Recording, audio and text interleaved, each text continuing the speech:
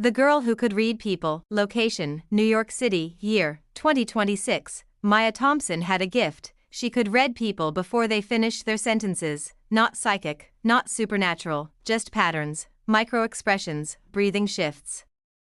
The slight tightening of a jaw before a lie. At 33, she ran a fast-growing YouTube channel called Mind Frame, where she exposed manipulation tactics, gaslighting, love bombing, coercive persuasion. Her audience: mostly Americans tired of being played. Her most viral video: How Narcissists Make You Doubt Reality. 3.2 million views. She thought she understood dark psychology. She was wrong. One Tuesday morning, she received an email from a company based in San Francisco. Subject line: Private invitation, behavioral systems consultant, company name: Virexum Analytics. They claimed to specialize in ethical influence modeling.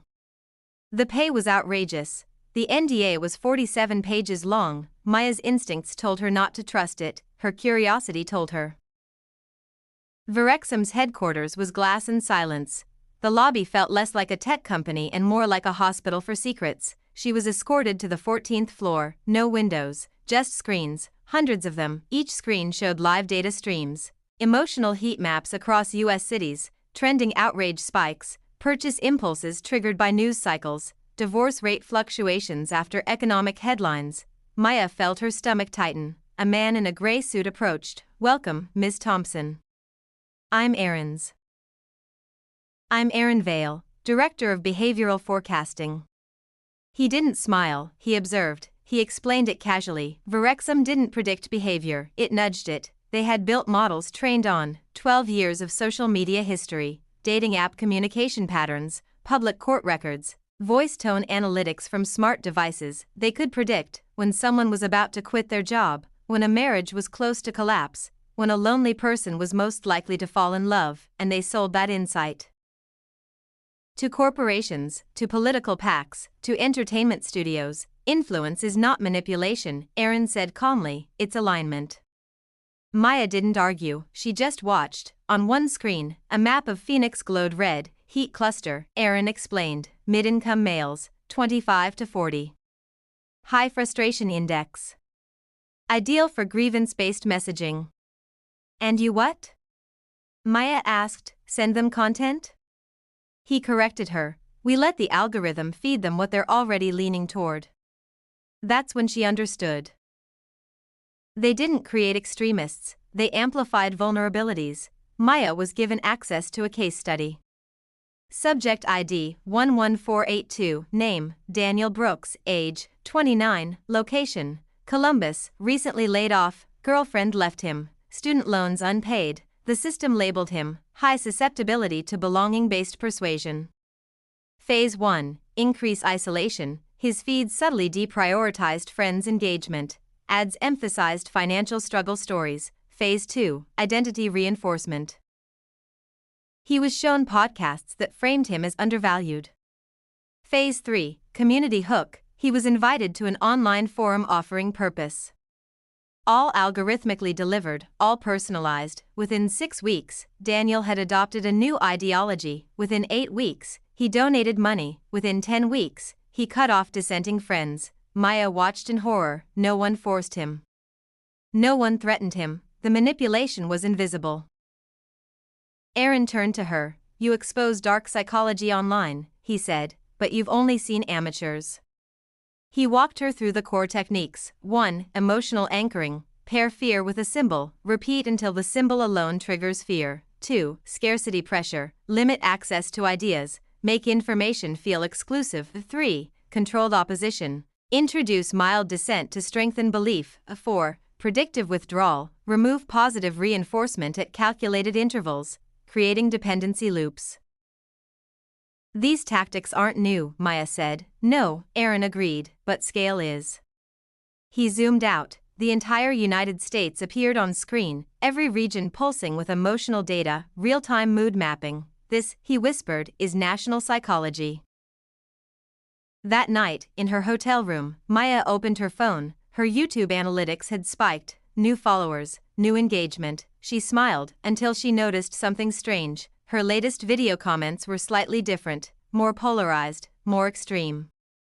Her recommendation algorithm had shifted, gradually, subtly. She checked her email. A brand deal offer aligned perfectly with her most emotional content. She froze. She hadn't just been observing Verexam, they had been observing her. Her growth.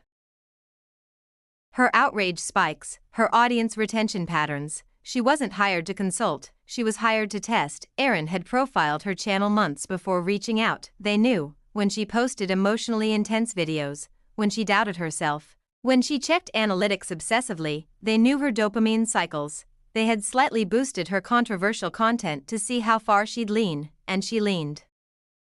Maya confronted Erin the next day. You manipulated my platform. He didn't deny it. You teach people about mind games. We wanted to see if you could resist one. Why?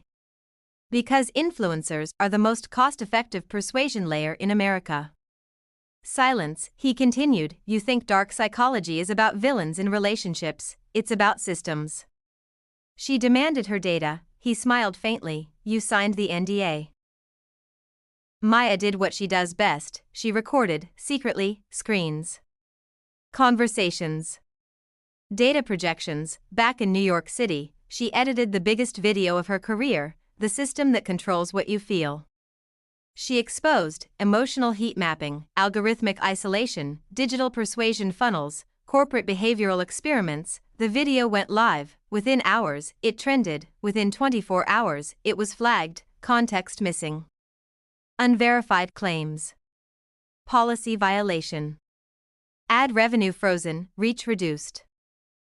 Subscribers confused. She checked social media. Strangers were calling her paranoid. Bots questioned her credibility. Old tweets resurfaced out of context. Classic reputation destabilization. They were proving her point, live. 3 weeks later, Maya's channel stabilized, smaller, but loyal. Then something strange happened. Her audience engagement became healthier, less outrage, more critical thinking. Her viewers started questioning everything, including her. And that's when she understood the deepest layer of dark psychology. The most powerful manipulation isn't making someone believe a lie, it's making them afraid to question comfort. Erin emailed her one last time. You were never meant to lose, you were meant to lose, you were meant to demonstrate resistance. Attached was a new heat map. Her audience, marked, high skepticism index, lower susceptibility score. She had accidentally created the most resistant demographic in their dataset. She had broken part of the system. Location, Washington, D.C. 6 months later, Maya Thompson stopped chasing virality. Her channel survived the suppression wave, but it never returned to its explosive growth phase. The audience that remained was different, analytical, skeptical, slower to react. That should have felt like a win. It didn't, because something wasn't adding up. 1. The pattern that didn't make sense. Maya started noticing a new behavioral anomaly. Whenever she posted highly critical content about algorithmic manipulation, engagement dipped, but not in the usual way. It didn't get suppressed aggressively, it got stabilized, just enough reach, just enough comments, just enough debate, like it was being contained, not silenced. That's when she remembered something Erin Vale had said at Verexam: the most efficient control isn't suppression. It's calibrated opposition. What if her channel wasn't being limited? What if it was being positioned? A black envelope arrived at her apartment in New York City, no return address. Inside, a badge, temporary access clearance. A time, location, Washington, D.C. Against her better judgment, she went. The building wasn't labeled, no corporate branding, no tech logos. Inside, she saw something familiar: heat maps, emotional clustering, live behavioral modeling. But this wasn't Verexam, this was bigger. Erin was there, but he wasn't leading, he was standing, waiting. A woman entered the room, mid-50s, calm, surgical tone. She didn't introduce herself by title. She didn't need to. Ms. Thompson, she began, you've been studying manipulation. That's admirable. Maya didn't sit. Why am I here? The woman gestured to a massive screen. It displayed a layered map of the United States, but this one wasn't emotional heat, it was resistance mapping, regions highlighted in blue, low compliance probability, high skepticism clusters. independent narrative behavior.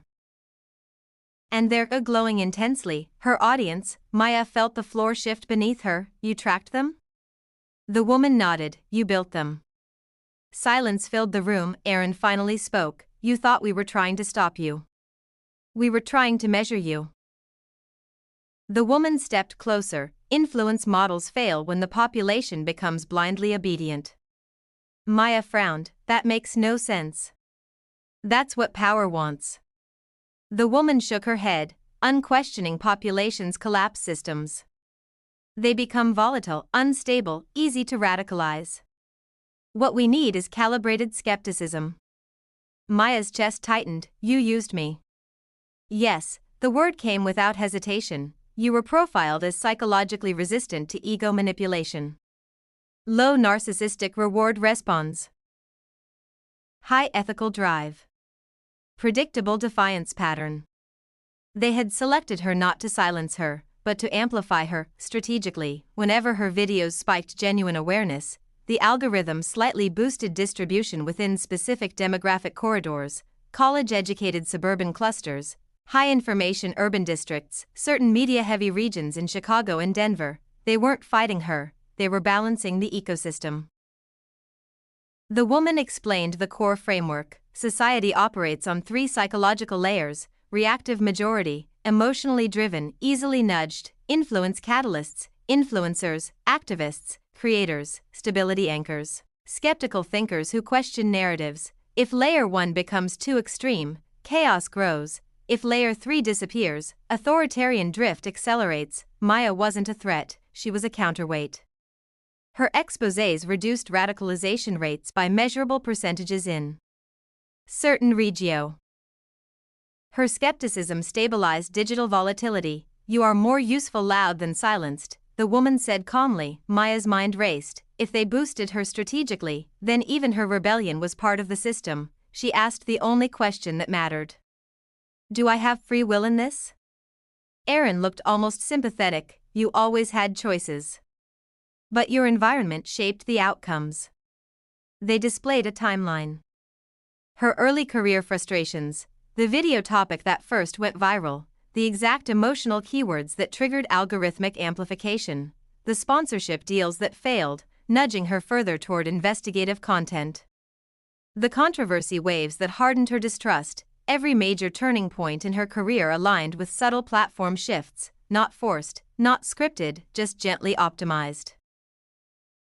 Then came the worst part. The woman tapped the screen again. Another profile appeared. Subject: Maya Thompson. Risk category: emergent destabilizer. Projection window: 8 to 14 months. Predicted behavior: escalation into systemic distrust narratives. Potential to trigger institutional skepticism spikes. Probability of inspiring decentralized distrust movements: 42%. Maya's throat went dry. You're going to shut me down? The woman shook her head. No. She turned the screen. The words appeared. Intervention strategy, emotional redirection. They had already begun. Subtle fatigue induction. Targeted misinformation about her credibility, but mild enough to drain her energy. Opportunities offered in academia. Invitations to speak at conferences, pulling her from online intensity into institutional frameworks. Her future wasn't being blocked, it was being softened, redirected.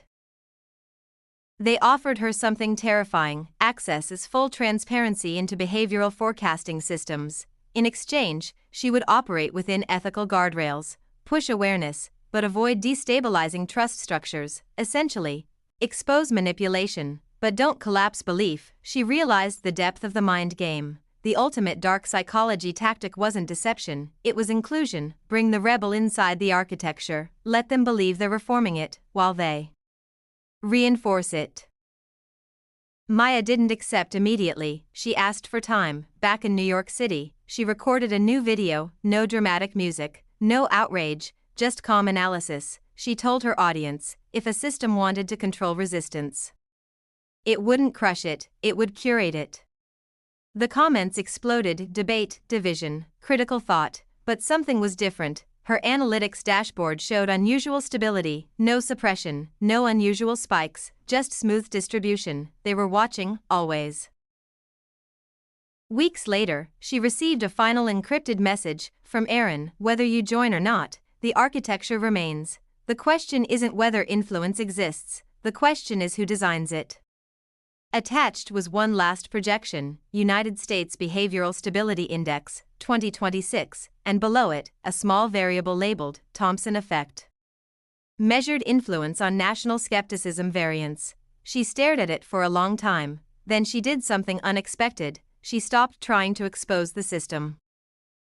Instead, she started teaching her audience how to build internal psychological firewalls, emotional pause before outrage, recognizing dopamine trigger headlines, pattern disruption habits, skepticism toward even her own content. Her growth slowed.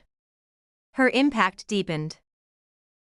After everything inside the predictive trap, Maya didn't just learn about algorithms, she learned about architecture, the invisible psychological structures shaping modern America. Here's what she truly understood. 1. Suppression is obvious. Calibration is invisible. She always thought power silences threats. Instead, she discovered something darker. The system doesn't crush resistance, it positions it. If you're too dangerous, you get deplatformed. If you're useful, you get amplified. Just control in 2026 isn't about censorship, it's about distribution control, and that's harder to detect. No one forced her to make her videos, no one scripted her outrage, but subtle boosts, strategic friction, and selective exposure shaped her trajectory. She realized, when the environment is engineered, your choices can still be predicted. Free will isn't removed, it's guided.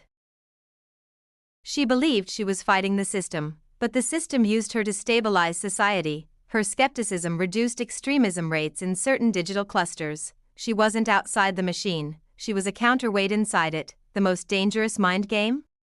Turning critics into structural components. In cities like Chicago and Denver, emotional spikes were mapped like weather systems: fear, anger, loneliness. They weren't random, they were measurable, and measurable emotions can be nudged. Maya learned that outrage isn't just an emotion anymore, it's data. She expected a mastermind in a dark room. Instead, she found professionals optimizing behavioral stability metrics. No evil laughter, no dramatic conspiracies, just calm discussions about risk thresholds, compliance variance, narrative drift. The scariest systems aren't chaotic, they're efficient. 7. The real battlefield is attention. She learned that attention is modern currency, not money, not even votes. Attention. If someone can steer your focus, they can shape your perception of reality.